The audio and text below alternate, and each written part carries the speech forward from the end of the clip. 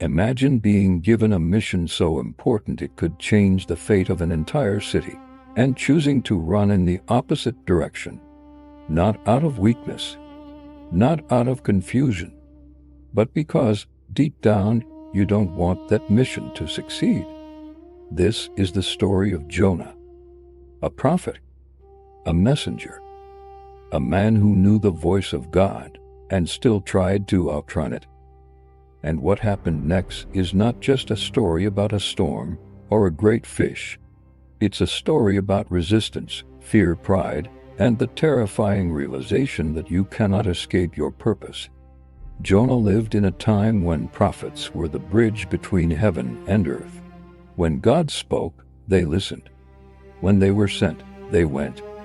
Until one day, Jonah didn't. The command came clearly, "Go to Nineveh." Nineveh was not just another city. It was powerful, violent, corrupt. Its reputation was built on cruelty and conquest.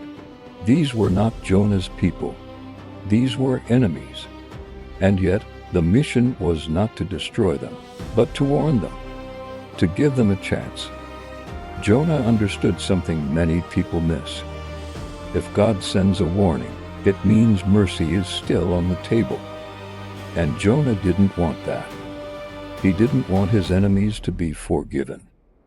So instead of going northeast toward Nineveh, Jonah went down to a port city. He found a ship. He paid the price, and he boarded it, heading as far away as possible, Tarshish, the opposite direction, because sometimes running from purpose feels easier than confronting what's in your own heart.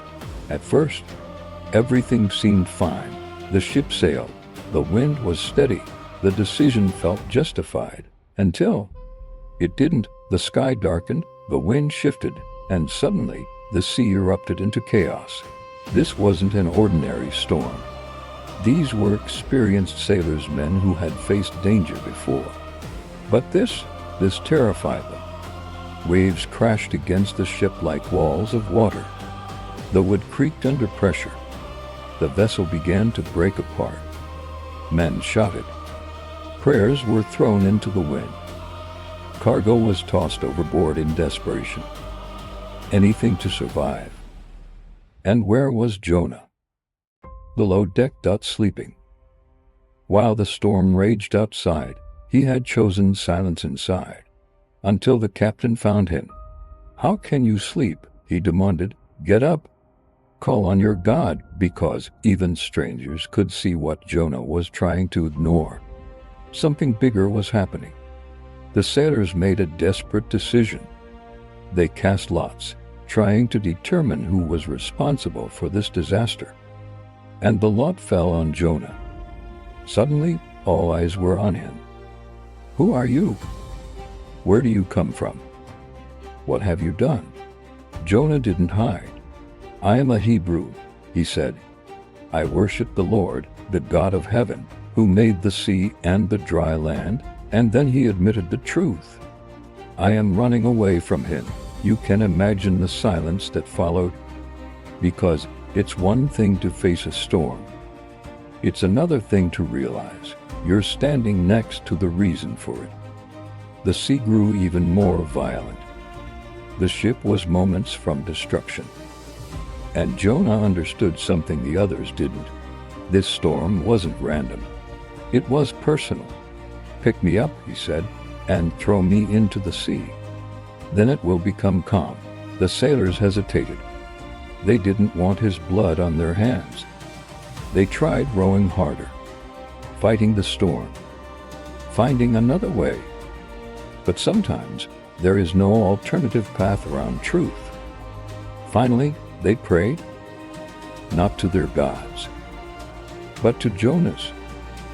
And then they threw him overboard. The moment Jonah hit the water, everything changed. The wind stopped, the waves settled, the sea became still, just like that, because the storm had never been about the ocean, it had always been about obedience. But Jonah's story didn't end in the water, because God had prepared something else, a great fish. Not as punishment, but as a place of confrontation. Jonah was swallowed whole. No light, no escape. No distractions. Just darkness, in time. 3 days. 3 nights. Inside that living prison, Jonah faced the one thing he had been running from the entire time. Not Nineveh, himself. From the depths, Jonah began to pray. Not polished words. Not public speeches. But something raw. I called out to the Lord in my distress, because sometimes it takes hitting absolute bottom to finally look up.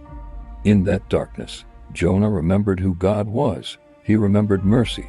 He remembered purpose. And slowly, resistance turned into surrender. Salvation comes from the Lord. It was not just a statement. It was a realization. And then, something incredible happened. The fish moved toward land.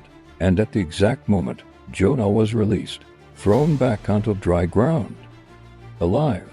The man who tried to run was given a second chance. The command came again, go to Nineveh. This time, Jonah didn't run. He went through the massive city.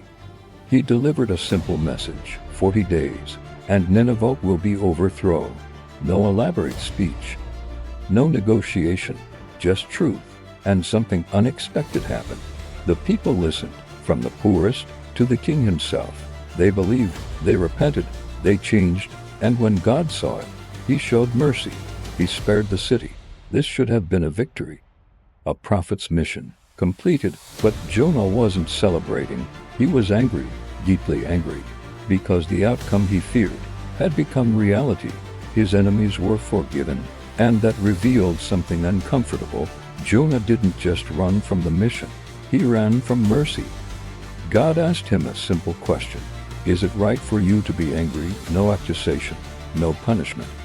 Just a question, because sometimes the most powerful thing God does is make you confront your own heart. Jonah went outside the city and sat down, waiting, still hoping for destruction, still resisting the lesson. So God taught him another way. A plant grew, giving Jonah shade and comfort. And Jonah was glad. But the next day, the plant withered, the shade disappeared, the sun beat down, and Jonah grew angry again. Better for me to die than to live, he said. Then God spoke, you have been concerned about this plant, though you did not tend it or make it grow, and should I not be concerned about Nineveh, a city full of people? In that moment, everything became clear. Jonah cared more about his comfort than about thousands of lives. And that was the real storm. The story doesn't end with Jonah's response, because the question is meant for us. What are you running from? What purpose have you avoided? Not because you can't do it, but because you don't want to. Jonah's story is not about a fish. It's about the reality that you can run from a place, but you cannot run from purpose. And sometimes the storm you're facing isn't meant to destroy you. It's meant to redirect you. Because even in rebellion, there is mercy. Even in failure, there is a second chance. And even in the darkest places, God is still working not to punish you, but to bring you back. Jonah tried to escape his calling. He failed, but in that failure, he found something greater. Not just obedience, but understanding that purpose isn't always comfortable, that mercy isn't always easy, and that sometimes the hardest mission is the one that changes your own heart.